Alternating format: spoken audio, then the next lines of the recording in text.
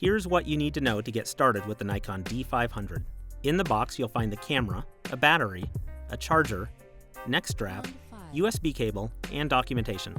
We'll walk you through setup and recommend some accessories that will help you get the most out of this camera. Once you've done the basics to get your camera ready to go, let's dive in. If your camera didn't come with a lens, we recommend Nikon's 16 to 80mm f2.8-4 as a good standard zoom.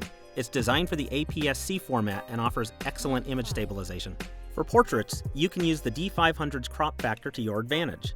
Nikon's 50mm f1.4 prime becomes a high-quality 75mm equivalent lens, ideal for portraiture. We'd also recommend budgeting for an additional battery. The D500's battery life is good, but it can drain if you're shooting a lot of continuous bursts or video. The D500 doesn't have a built-in flash, but Nikon's SB500 can be used either as your main light source or as a commander to trigger additional off-camera flashes. It can also act as a video light. The D500 has two card slots, one for the common secure digital media and one for newer XQD cards. If you want to shoot a lot of fast action or film 4K video, we recommend using XQD because of the increased read and write speed. Let's dial in the image quality settings. If you're planning on using the D500 to shoot a lot of sports and fast action, it might be sensible to stick with JPEG capture.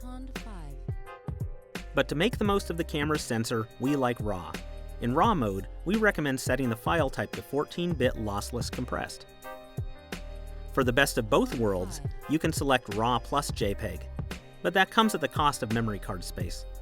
The D500 can also shoot 4K video, but unless you really need the extra detail, we recommend sticking with HD because the crop factor in 4K mode increases to 2.25x, meaning that a 24mm lens behaves more like a 54mm lens. For shooting stills, we highly recommend experimenting with the D500's 3D AF tracking mode.